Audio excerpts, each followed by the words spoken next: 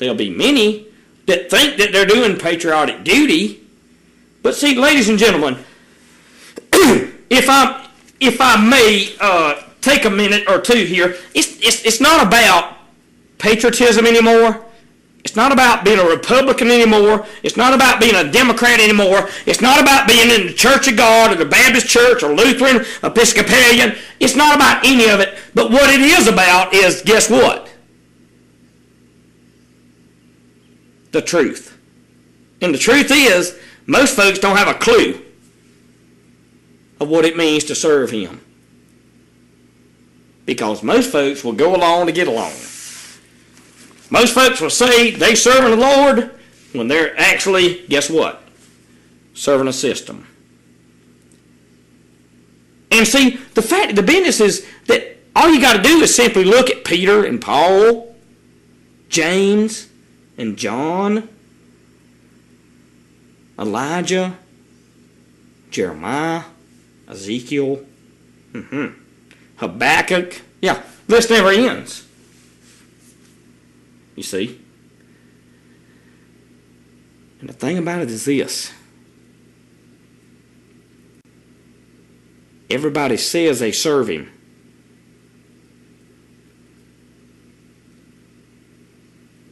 But He today has allowed there to be a major distinction in who will serve Him and who won't.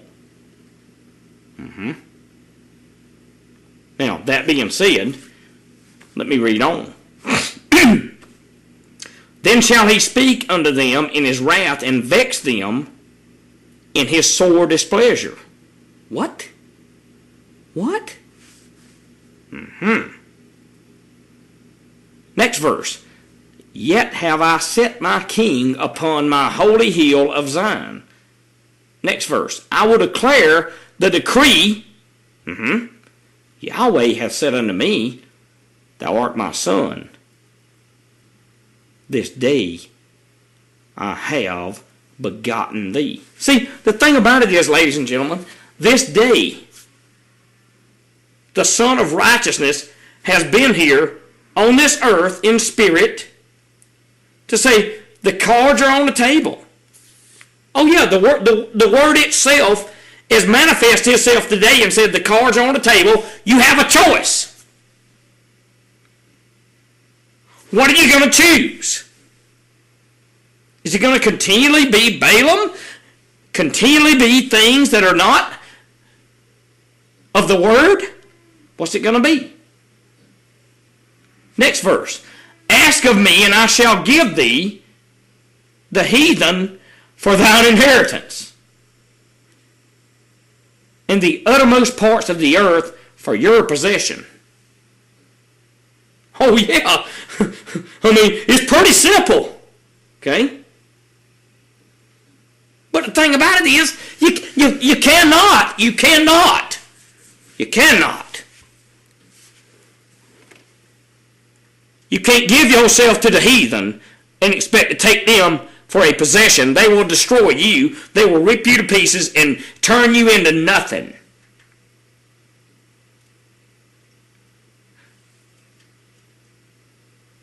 But if you ask of Yahweh, guess what will happen? Verse 9. Thou shalt break them with a rod of iron.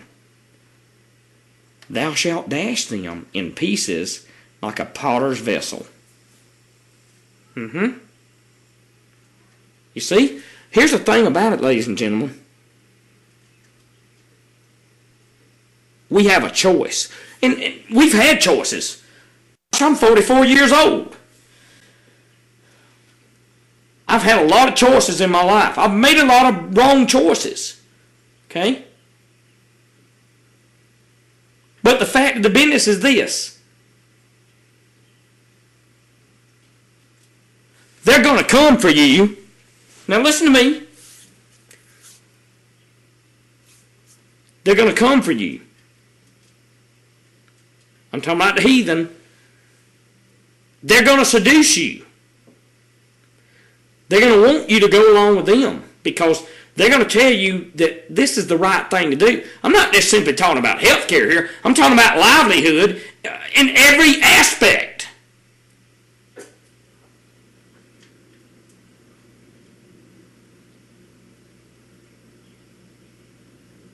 But verse 11 sort of brings it all clear, don't it?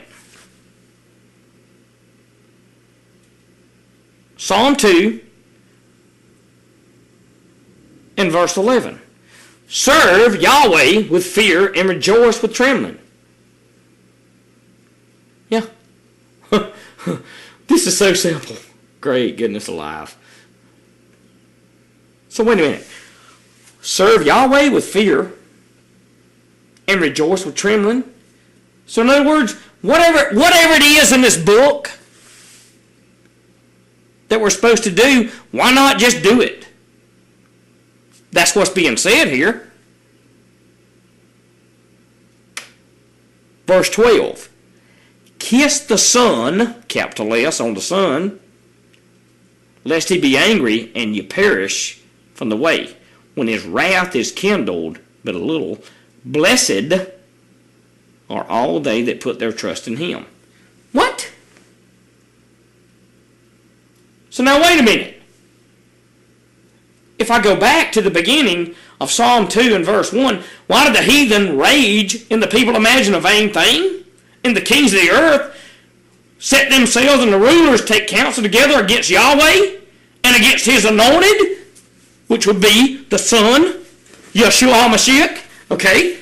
Then we go on down here and we look at it and it says what?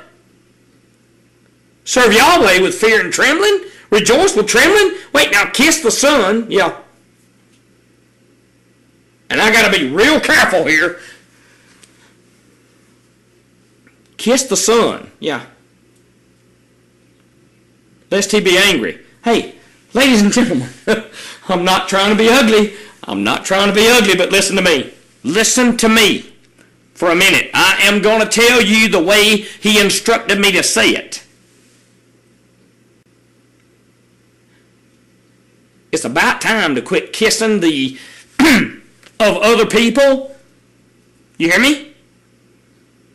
Oh yeah, it's about time to quit kissing the you know what of other people, okay, and kiss the Son. What do you mean? See, the thing about a kiss is it's intimate.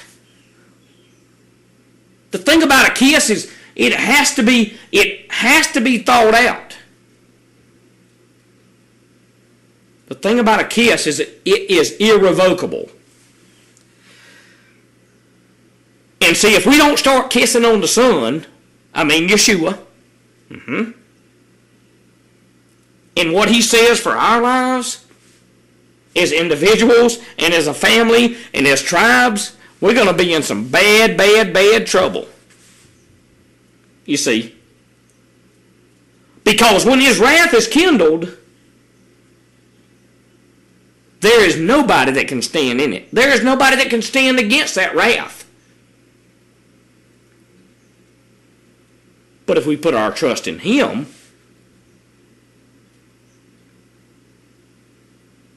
then how can we be put to shame? How can we be disoriented, upset, and taken back by what happened today? I mean, how many times, and I'll put the Bible over here, how many times has it got to take place that people will quit trusting in the Republican or Democrat Party? How many times has it got to be that people will stop trusting in denominations? How many times has it got to be that people will recognize, listen, ladies and gentlemen, listen to me for just a minute. I have been one of the biggest BSers there's ever been on this earth in my earlier days, okay? Nobody could shoot more, you know what, than me. And now that I'm saved, I can spot a BSer a mile away. I can spot a person that is playing the game a mile away. But more than that, the Creator spots it from his throne room in heaven. And you and I have got to make a decision tonight. I'm not talking about tomorrow. I'm not talking about a week from now. We got to make a decision tonight. What matters to us? What matters to us?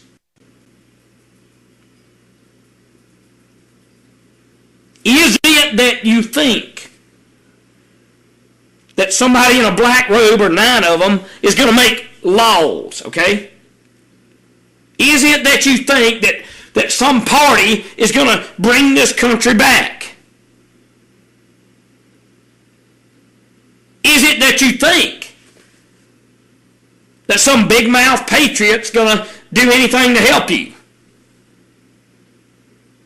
Is it that you believe that if you go to a choir and sing on Sunday and put your robe on, that you're going to be okay? No, you're not. I'm going to tell you something, ladies and gentlemen. What I'm getting from the Creator is we better get on our flipping knees in a hurry. What I'm getting from the Creator is if we do care about Him, if we care about His Word, that we get down and we get dirty and we get in sackcloth and ashes and we repent.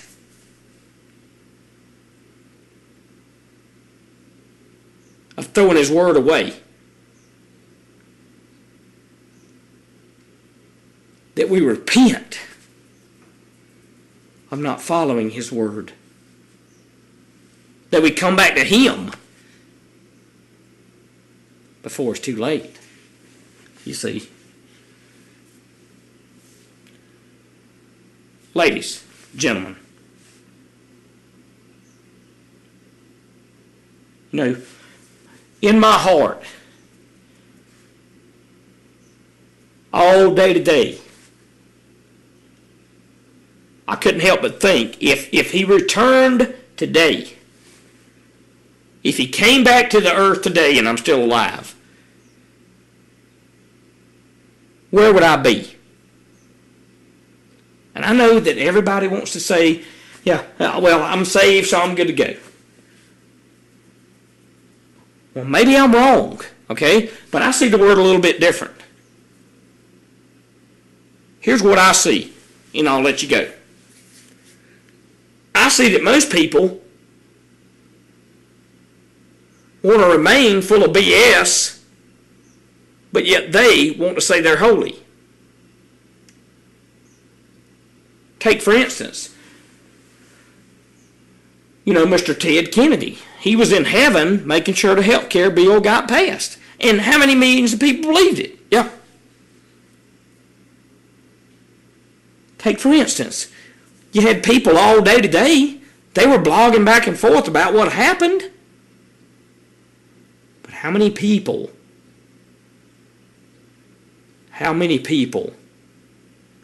said, you know what?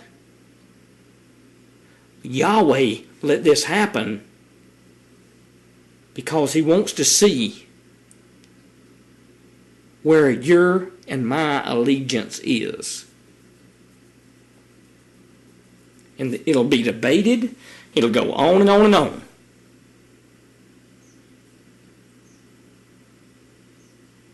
But there is no debate about it. If you'll accept this, you'll accept the mark. Yeah. It's just, it's plain and simple, ladies and gentlemen.